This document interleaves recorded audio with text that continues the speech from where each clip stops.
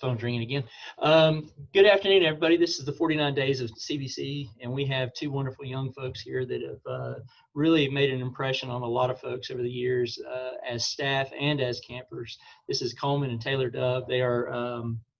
They've truly given their heart to the work of serving Christ in everything that they do, from working at camp the 7 weeks each year. They work 3 or 4 of the weeks. I can't even count how many weeks they work each year. During outside of the 7 weeks at camp, I know they're involved with a lot of the kids' lives and helping kids and just being an ear to listen to. So I just want to spend a few minutes and just welcome you guys and thank you so much for taking the time to sit down with me and just talk about Carolina Bible Camp, the place that you love. So the first kind of question that I want to ask you guys is, when you heard that Carolina Bible Camp was canceled, how did that hit you guys? Obviously so disappointed, but I think really we were just, well, I won't speak for both of us, but I think I was at peace because I knew that the people who had to make the decision did not lightly, and so I knew it was what was best, even though it really stinks. And I'm just really grateful that I know our, people who are in leadership positions are really prayerful and they're putting the kids first. And so I think that brought a lot of peace with it. But I was like, what are we going to do? Because camp is our whole summer. We do, I guess the last couple of years, we've done 3 years of camp, 3 weeks of camp every summer. And so if we're not at camp, we're getting ready for camp or sleeping from being at camp. And so I was like, man, what does summer look like now? So, yeah. Yeah, it's something that I think that for me personally, like obviously it was upsetting, but like Taylor said, I knew that it was the right decision to be made. But my heart just went out more to just all the kids that like were missing camp. Like I know multiple kids personally who go like the entire summer. Even just like the kids in my youth group who love camp because it's that one time a year they get to see friends from like far few between all over the place. So I felt bad for them, but I knew it was the right decision to be made. Well, guys, how are y'all doing these days? I mean, I should have asked you that at first, but how are y'all doing? We're good. We're just packing. We're moving closer to Jericho. So actually, we're moving closer to camp, really. So yeah. Working with the youth at Jericho, which is awesome. So we'll be like 25 minutes from camp. Like, what a journey. Oh, wow. A lot of packing and cleaning. Very good. Doing pretty good. Well, I was sitting here thinking, before we started the interview, we were just kind of talking, and I was trying to remember when you first went to camp, Coleman, and the biggest thing that stands out in my mind, and I think you know where I'm going to go with this, is when you first went to camp, and it was that Sunday afternoon. It was late in the evening. You come running up, Mr. Andy, I got a problem. I was like, what's that? I forgot to take my hunting knives out of my backpack. And you showed me, I mean, these are like 10-inch blade knives. I was like, okay, give them to me. Yeah. Yeah. It became a regular thing too, because commonly every year before camp, I would go to Colorado for future training camp and go camping out there. So I'd have my camping, hunting knives, and all this other stuff shoved in my backpack. And yeah, year after year, I just had to like bring up these giant Bowie knives. I would forget them. They just been in my backpack. I think it was right after is either Wilson or Kirk did the opening kind of ceremonies, I guess you call it, 5 o'clock on Sunday afternoon. It was right after that because he went down the list of things you shouldn't have at camp, and here you are with these big knives. I was like, I'll take care of them, no problem. So when was the first time that y'all went to Carolina Bible Camp? Y'all remember? I started 2016 because I met him in 2015. And I had heard about camp, and I actually, one summer before that, had thought about applying, but I did another thing in the summer in Durham. So the year after I met him. So this would have been my 5th year, but yeah. Yeah, I've been going since I was either 12 or 13. And yeah, I started out going to 3rd week with Lake Norman and a bunch of other people. And then eventually went from 3rd week to 6th week, and then third, sixth, seven, and then one third, sixth, seven. All right, we gotta like we need some time just to be able to get ready for the next week. So now we go to 1, 6, and 7. All right. Well, I know it's been a blessing for us to have you two work week 1 working with us, and week 7. And I know the same thing with Dennis. When he put your names down to interview, I knew that y'all were an important factor there during that week. And you don't, well, Coleman, you probably realize the impact staff have on you from Carolina Bible Camp.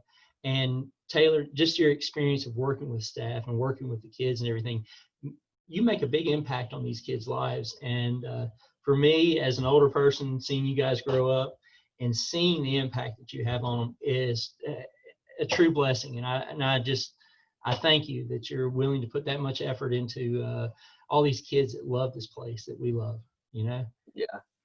We're great. I mean, I've never been to Disney World. You have, I guess you can speak, but I don't understand why anyone would want to do something like that when you can go to camp. I'm like, this is can't imagine anywhere else. And for me, it's just like the fact that like I grew up at camp and like understand the impact that camp and the staff have on kids because like I've had that same impact on me. So I've just always been highly appreciative of that and understand that like camp is an extremely important place for many people. Well, your examples on how hard y'all work and everything each week that you go is evident in the love that you have for camp. Now, thinking back over the years, like you said, Taylor, you've been coming since 2016, and Coleman for, I don't know, what, 10 years now? 10 years. Yeah. Is there a special memory that you have that you'd like to share with us today, each of you? It could be more than just one memory. I know I have plenty, but. I know there's a million. But I mean, I have to say that taking our foster son last summer. That's right. I don't know. I'm still just amazed, and it's been a year, but I didn't get to experience camp as a kid, but watching him experience camp as a kid was just mind-blowing. I mean, that will bring you to your knees. Just that he experienced love like he had never experienced before, and if that's all he got from being with us was camp, like that was totally worth it. And it's just the prime example of how you go to camp and like you're just accepted and loved for who you are, and it's unconditional. And that of course is like a huge big memory for the both of us. I know I stole that one, but that would definitely be a big one for me. Yeah, one of my favorite things about that though is as we're leaving camp, Kari, our foster son, was just bawling and bawling and bawling, and we're like, what's wrong? And I was like, you're just hungry, you're just tired. We'll take you to Wendy's or McDonald's, whatever you want. He said, no, I don't want Wendy's, I don't want McDonald's, I want camp food, which says a lot. Yeah, that says a lot. Was awesome. For me though, I have 2 memories. One as a camper and one as staff. So like my first one as a camper during 6th week. It was when we were in cabin 12. We had an awesome cabin of really just young adult men who really invested themselves that week. And our counselor, I believe Sean, and basically one of the last nights we went out and there's a spot which I guess I won't say where so kids don't get sneaking out the cabins or anything, but there's a spot in the woods where it's just like a circle of benches and stuff.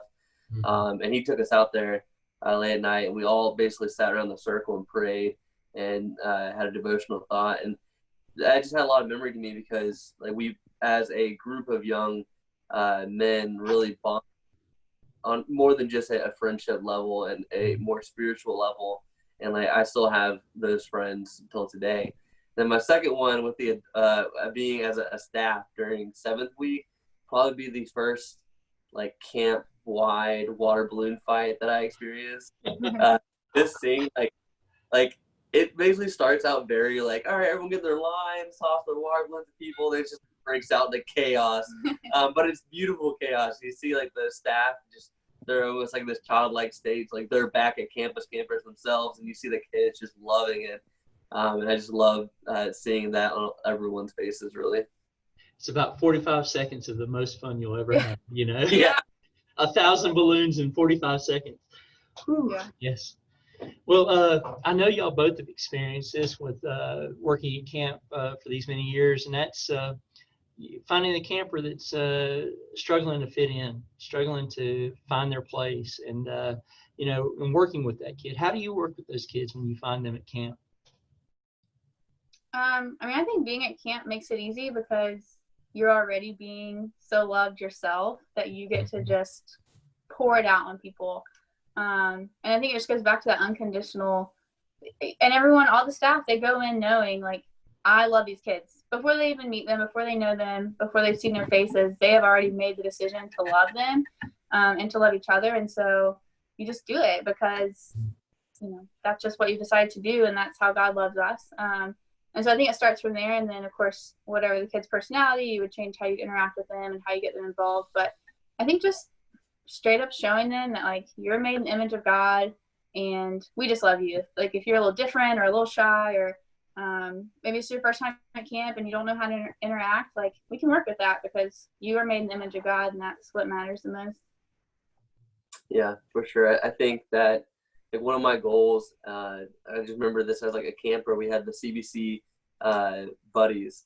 And one of my personal goals as this like CBC buddy was to find those kids who didn't necessarily feel comfortable with everyone else, either because they're new or they're just not like popular, whatever it is, and make sure that they feel that they're at home here at camp, whether that's at the craft cabin making crafts, whether it's playing cards in the back deck, playing sports, whatever it is. That's one thing I love about camp is that, like, you don't have to look or act or be like anyone else to, like, find your home there. Mm-hmm. It's a place that anyone could really fit in. And I would add to that I think the staff does a really excellent job of planning for that because they know that we have a ton of different types of kids. And so I know the people who make the schedule and decisions are so intentional about scheduling different times so that everyone can find their strength and, like, everyone can have their place, which I think is phenomenal. Well, the thing that I've learned most importantly about working so many years at camp, and that's when you have those kids, is just to listen. Sometimes they don't get an adult to sit down and just listen to them, and that's the beautiful thing, is just being part of their life for a week. And like you two are the example, and that's showing Christ through your efforts, and you're all prime examples of that. And I'm so appreciative of that. These last final couple questions are going to be tough for you because you're going to have to think about those people that have left an impression on you. And, are there certain people that have done that? And can you share who those people are? It doesn't have to be one. You can just share either the staff members or campers, just give me a direct. Yeah, I was like, I have a list. Naming everyone's names. I think obviously Chuck Taylor had a list of like 35 people. You just read them off. There are just so many people, and that's what I love too, is that you just get to interact with people that you normally wouldn't have been with. Coleman's a given, so I won't even talk about him because I know he's impacted my life. But I go back specifically to Andrea Clausette, and she lives in Winston, so it's not like she's that far away, but we end up only seeing each other at camp every year. And it is like just starting, as if we'd seen each other yesterday, because she has the gift of listening. You're talking about listening to kids, and she just brings her full self to a conversation, and you just know that she's, like, prayed about talking to you. And she asks the perfect questions and just really listens. And I feel like I fill up on conversation in that moment more than a whole year. And so that is just, she's a really big example to me of how to build community really quickly with people and to truly invest in a person. And then, of course, the campers. I mean, I really would need a list of all of them because they really show up just with their authentic selves. And that is so encouraging to me and such a good reminder. Like, they're not trying to be someone else, and they're not afraid to do silly things or try new things. And they really put themselves out there. And I forget that as an adult, but all the games and the different challenges and the crazy things we come up with and CBC soup and the baby challenge, and they're just willing to do it because they just want to have a good time and encourage each other. And so that has had a huge impact on me as well. I think it's more people. You can go, I think. Oh, there's a lot of people. from like a staff perspective, pretty much all the directors of the weeks I've been to have made an impact on me, not only just as a staff member, but as a camper as well. Like Kirk, you, Andy, Dennis, and just everybody who I've been able to interact with over the years, because I've seen the heart that they put on for camp, and that they have for camp, and not only just at camp, because like that's the best, that's the happy go to. Like we get to see these people like shining their best, but I've seen like them pour out their hearts at camp staff meetings, at planning meetings, like all these things, and that they really do care about camp, not just on a numbers level about how many kids are coming in the week, but just on an individual level as well. So that'd be a lot for me. Do you have any more? Yeah, I'm thinking like a bajillion. Well, I mean, first week we get to work with Eric and Amanda, and they're just so fun. I mean, can you ask for like more fun people? And I think just their model of a marriage. That's what I love about camp too, is that you get to see how a family can work and how God planned, like, you know, for a marriage to work. And that's just really cool, and that's been really encouraging to me. Of course, all the directors, and we have to say Bonnie and Bobby too. I mean, they're like, for sure, yeah, just awesome people. And I met Bonnie, I guess 2017 at winter camp actually, and I feel like I've known her my entire life, and just the way that she just really digs deep and just pours into people is incredible. I mean, it's just, I don't know, it's awesome. And just I hope encourage her. Yes, yeah. She's the one person that like can like come up to me about like anything I've done wrong, and like instead of just feeling like downtrodden about it, like I actually feel like empowered by her reprimanding me. Like you learn a lot. You learn a lot. Yeah, you really do. She definitely has a soul for encouragement. And then just all of our friends, I really think 90% of our friends can be traced back to camp. Allie Cooper, and of course Cassie, and Alex Strawber. Yeah, just all the people. I mean, I think if you looked at our wedding party, like most of our camp people. We just wanted them at camp. Like, yeah. that's really like, all right, you're a friend and you're at camp. Just come to our wedding. Yeah. So there are too many people to name. Anyone who's set foot on CBC, I feel like has impacted us, whether we even know them, just because they've given to camp and camp gives back to us. And so it's just like this awesome community where we're all just giving to each other, and it's amazing.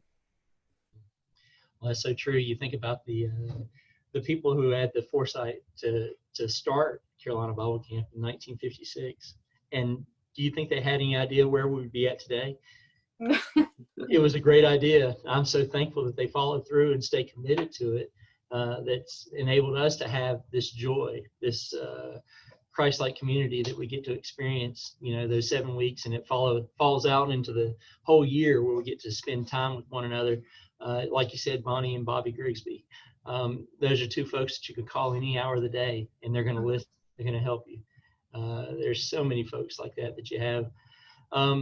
This next question is, if you could sum up camp with one word, what would that word be? Oh, man. That's so hard. I mean, of course, love is the first thing that pops into mind, but also joy and it's peace. One word, Taylor. Okay. Okay, I'm gonna say kingdom then, because I feel like it is just an example. It's like the kingdom here on earth, so I'm gonna say kingdom. One word, I guess, church. Mm-hmm. Yeah. Because I've always told my kids in the cabins, and well, depending the week, the staff, that we always like refer to camp as this like place that's only attainable a few times a year, but in reality, church or camp is just a reflection of church and how church operates on a regular basis, and so that's how I always view it. And it's just the body in action. That's awesome. I like that, the body in action. When you think about you know, how this group of people come together, of 40 to 55 people come in together each week to make camp work, and how well they work together. And that's after being apart for a year. You know, that cohesive group. I think we as the church can learn a lot from that to build up his kingdom. we could take that. Everybody had their hands on involved in the work of the church like they do at camp. Great example. All right, guys. Well, if you have a parting word to encourage all the staff that you work with and all the kids that you work with, what would that be that you'd say to them? Really what I've been telling myself is what I would tell people is just, obviously we're all super disappointed that we're not at camp, but camp is awesome because of the people, and the people are still here. And I've just been trying to challenge myself and like, how can I bring a piece of camp somewhere every day? Like, can I reach out to someone? Can I call someone? Can I take someone coffee or whatever? And obviously all these things are so difficult because of COVID and socially distance. But, I think if we really spend time and we ask God to kind of show us who needs encouraging, who needs love, that he'll do that for us. And I guess just know that it doesn't have to be over. Like we're doing like this types of thing, just talking to people and sharing that joy and the memories and all those things count, and God wastes nothing. That's what I would say. I think when I first heard camp was closed, I was like, oh, what a waste of a summer without camp. That's what we were just saying. And just reminding myself that God doesn't waste anything and he's going to use it.